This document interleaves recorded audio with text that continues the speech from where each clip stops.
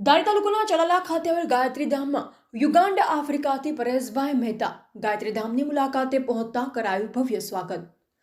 ચલાલાના વતની યુગાન્ડ આફ્રિકામાં સ્થાયી એવા પરેશભાઈ મહેતા જ્યારે પોતાના વતન ચલાલા આવ્યા ત્યારે ગાયત્રી ધામના વડા ડોક્ટર રતિદાદા તેમજ શીતલબેન મહેતા અને મહેશભાઈ મહેતા સહિતના વ્યક્તિઓ મોટી સંખ્યામાં સ્વાગત કરવા ઉપસ્થિત રહ્યા હતા।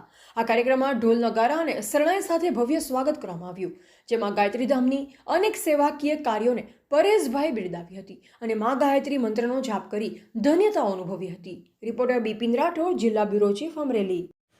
જય માતાજી।